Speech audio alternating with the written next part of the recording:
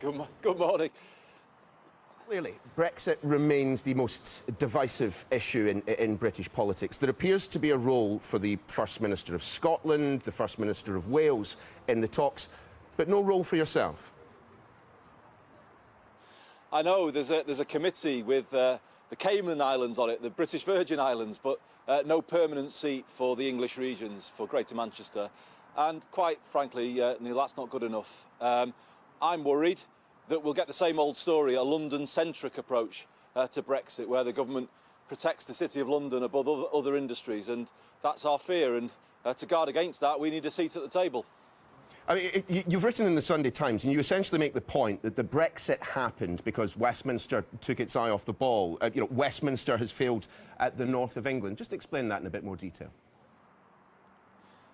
Yeah, it's more than its eye off the ball, Neil. It's over decades. Westminster, in my view, has failed the north of England. It's given us a second-class transport system, a housing and homelessness crisis, an education system that obsesses on the university route and neglects those who want technical skills. And in the past, it focused on service industries and sold manufacturing down the river. So on many issues, you can see how Westminster hasn't come up with the solutions that the north of England needs.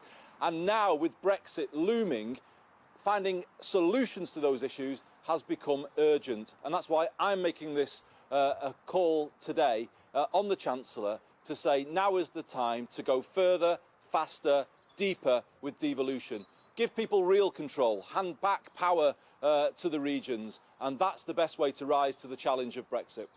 But what if some of those problems thrown up by Brexit cannot be solved, that the circle cannot be squared? I mean, unlike some of your Labour Party colleagues, you've dismissed out of hand the idea of a second referendum. Why is that?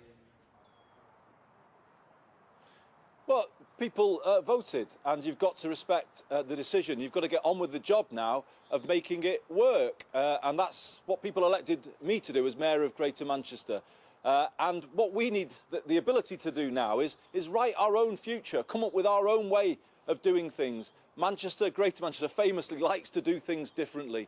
Well, this is our chance. We have some power under the devolution deal, but I believe the government needs to go further. Critically, on this issue of skills, I can't meet businesses in Greater Manchester now without them saying to me, you know, let's get on with this challenge. It's now urgent because of the need to bring through people to fill potential gaps in the workplace. And yet we have the Department for Education delaying on aspects of our devolution deal and saying, oh no, we're not going to give you power over adult skills for another year.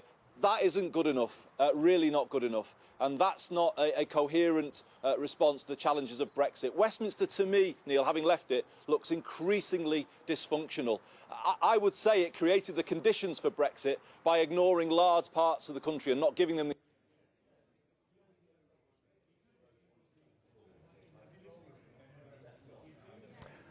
Well, we appear to have lost Andy Burnham there, the Mayor of Greater Manchester. We're just going to try and see if we can get back through to him there. But clearly, he is a man who feels that greater devolution should be necessary, that more powers should be transferred to the region as quickly as possible.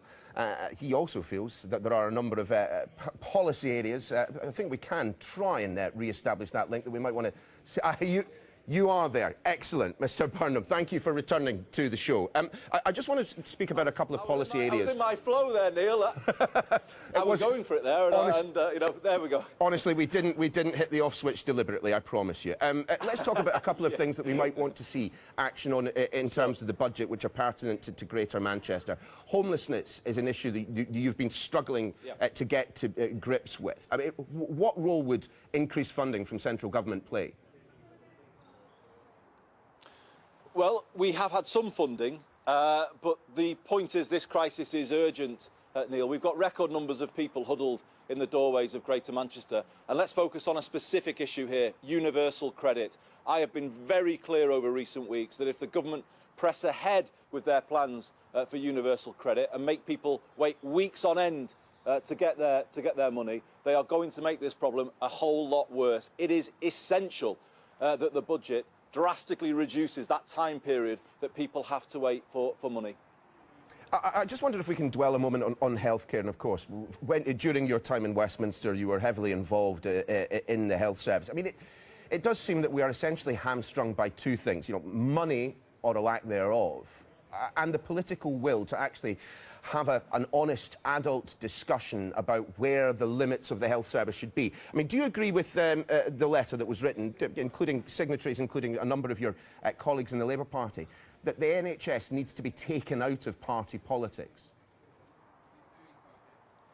Sort of, but I feel a frustration here, Neil, because you remember I put forward a plan some years ago for the reform of social care funding, and it frustrates me to hear MPs saying, let's have another convention.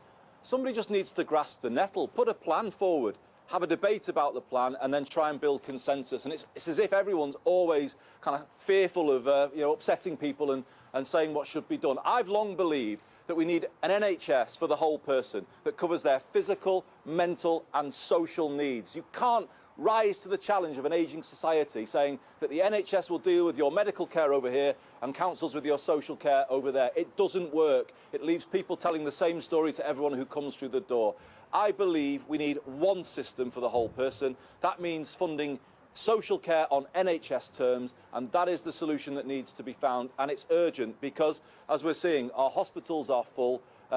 We can't carry on in this way, and the government needs to provide better answers. We have bid from Greater Manchester for a pilot for the reform of NHS funding, and we believe we are moving more quickly towards a fully integrated system here than anywhere else, and our appeal to the government is, let us show that it can work here so that then we can move the NHS in that direction everywhere else. Let's turn our attention, shall we, to internal Labour Party politics. Yeah, you may have escaped Westminster to head all the way to lovely Manchester, but I'm afraid that's not far enough.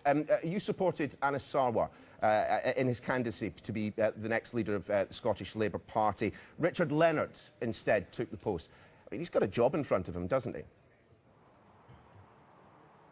Yeah, of course we all do, because I've never known the national mood to be as edgy and as gloomy as it is right now, to be honest. And I think everywhere people are looking at politics and thinking, this really isn't working. And so the obligation is on all of us, those who are in positions in a devolved context or those at the national level. Labour needs to put forward a genuine alternative that can work nationally, regionally, locally, and that's what we're doing. And hold a government to account which looks in increasing disarray. You know, just one issue I wanted to raise, Neil, very quickly. You know, we were promised after the Manchester attack that we'd get the costs of that attack, the extra costs, in full. And now the Prime Minister's saying, oh, well, we'll give you the majority. It's things like that that people say, hang on, what's going on here? Where's the basic decency and standards in politics at the moment? People just feel they can say things and walk away from them, and it's not right. And we need to see some integrity back in politics and things done the right way. And I hope this budget this week will sort of lift us out of this rut that we seem to be in at the moment and kind of be a budget that's fair to everywhere. And as I said at the beginning, that really goes further, faster, deeper with devolution.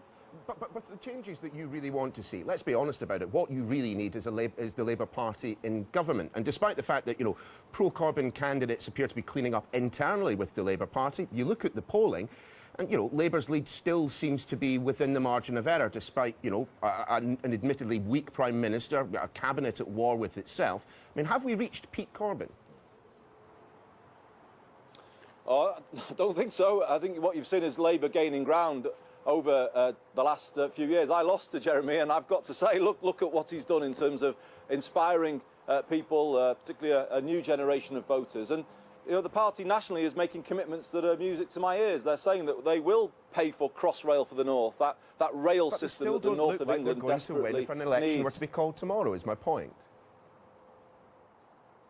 Well, I think what you've seen is those polls change, haven't you? They were in a very different position at the early part of this year, and look at them now. Labour is ahead. Of course, they've got to build on that, and they've got to bring forward policies that are truly credible. I have said myself that I don't think it's right to, in the context of education, make only promises to university students. Labour needs a much stronger story for young people who want technical qualifications, and that's the kind of test that I'm setting them. But overall, the progress is really good, and I think increasingly people are saying we can't carry on as we are. Andy Burnham, many thanks for being with us. Thank you very much. After the break, we'll be talking to the senior Conservative MP, Stephen Hammond.